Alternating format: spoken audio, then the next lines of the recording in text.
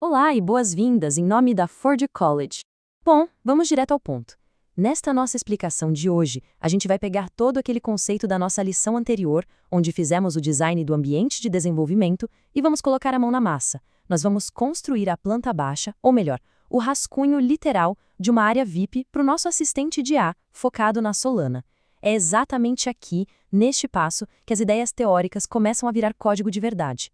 E para chegar lá, a gente vai seguir esse roteirinho básico. Primeiro, vamos entender o desafio do diretório Cloud, depois passar para a estrutura do projeto, escrever suas primeiras habilidades Solana, configurar o validador local, fazer o checkpoint de validação e, por fim, a conclusão e próximos passos. Vamos lá?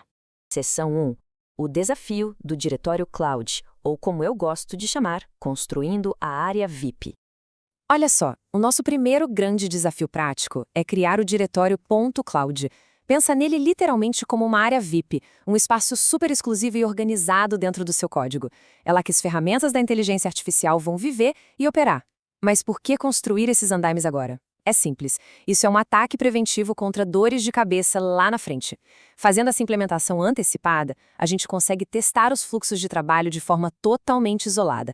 A ideia é manter o projeto estritamente sob nosso controle, sem deixar uma IA solta e operando de forma imprevisível pelo sistema antes da hora. Você já deve ter esbarrado num termo muito popular hoje em dia chamado vibe coding, né?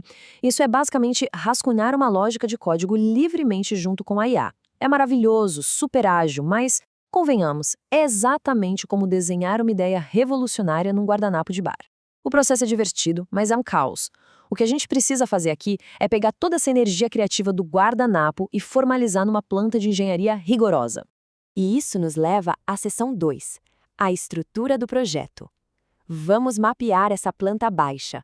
Aqui a gente consegue ver exatamente a estrutura de diretórios que vamos criar. A gente começa com o diretório raiz, o .cloud. Lá dentro vai ter uma pasta dedicada para as habilidades, as skills, como o arquivo de inspeção de Solana. Vamos ter também uma pasta para os modelos de prompt para deixá-los limpos e legíveis, outra para os esquemas JSON que vão impor regras super rígidas e, claro, a ferramenta de validação local em .js. Toda essa estrutura se encaixa perfeitamente nas convenções de IA que a gente viu lá no começo da trilha. Fica limpo, funcional e vai direto ao ponto.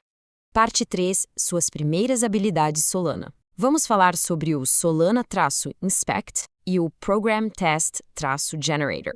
Chegou a hora mais legal, construir as habilidades concretas. Cada uma delas vive no seu próprio arquivo JSON e precisa, sem exceção, desses campos de metadados. A gente precisa de um ID para identificação, da versão, do runtime que indica o ambiente de execução, do template de prompt e dos esquemas de entrada e saída. Olha, um conselho de amigo. Esquecer de definir os esquemas de entrada e saída é o equivalente técnico a soltar uma inteligência artificial super confusa dentro de uma loja de cristais. Acredite, as coisas vão quebrar de um jeito que você nem imagina. E já que estamos falando em evitar desastres, tem uma regra de ouro aqui. Trate o versionamento semântico nas suas habilidades como um contrato rígido de API. Isso não é só capricho, tá? Usar versões padronizadas, tipo 1.0.0, garante que todas as suas automações e pipelines saibam exatamente a estrutura de dados que estão lidando. Se você ignora a versão, a previsibilidade simplesmente desaparece. Avançando para a seção 4, o validador local, o nosso famoso boneco de testes. Lembra daquela área VIP que construímos? Bom, agora a gente precisa de um segurança enorme e rigoroso na porta. Esse é o papel do validador. Ele garante que a IA cumpra as regras de formato antes mesmo de interagir com o sistema. E para testar se esse segurança está trabalhando direito, a gente usa um simulador determinístico, um stub. Pensa nele como um boneco de teste de colisão. É um dublê que retorna dados fixos e previsíveis em JSON. Usar esse boneco durante a construção nos salva de gastar uma fortuna com tokens e nos protege das maluquices que o modelo de linguagem real pode inventar. E se você se perguntar por que dar esse passo extra em vez de usar logo o LLM ao vivo, é bem simples. De um lado, a saída do simulador é controlada, previsível, instantânea e 100% gratuita. Do outro lado, o LLM ao vivo é imprevisível, vai consumir seus preciosos tokens e ainda sofre com latência de rede. Ter esse ambiente simulado e calmo é absolutamente obrigatório para você validar se os seus conectores estão estáveis antes de plugar na tomada de verdade. 5. Checkpoint de validação. Hora de testar a estrutura. O que a gente vai ver agora é o nosso checklist de validação.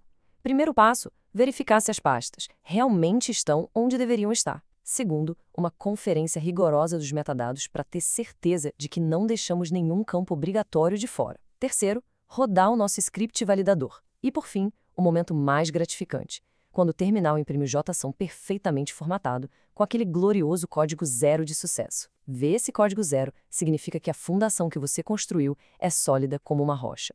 Só que, claro, a gente precisa ficar de olho nas armadilhas do caminho. É super comum esquecer de mapear uma rota para o output schema, esbarrar em erros de formatação do AJV ou acabar colocando texto onde o sistema esperava um número lá dentro do simulador. Sério, não precisa entrar em pânico. Se der erro, voltar lá, ajustar o simulador e consertar o JSON até ele ficar perfeito faz parte da rotina diária de qualquer engenheiro de software. E, finalmente, a seção 6, conclusão e próximos passos. Tudo pronto para a conexão ao vivo. Olha o quanto a gente já evoluiu. Pegamos aquele rascunho de design e transformamos em um código executável real. A gente estabilizou o diretório, definiu habilidades de convencionamento semântico, passou pelas validações e isolamos as falhas usando o nosso simulador determinístico. O palco está montado e perfeitamente seguro para a gente integrar o Open Code ou o Cloud Code. Agora não vai esquecer de dar commit no seu código, hein? Para mergulhar ainda mais nessas conexões incríveis entre inteligência artificial e a Web3, lembre de acessar Forge College. E eu deixo uma pergunta para você pensar. Se a gente consegue montar uma fundação robusta dessas em tão pouco tempo, imagina o tipo de inovações que esses agentes autônomos vão conseguir criar na blockchain amanhã. Um excelente estudo e até a próxima!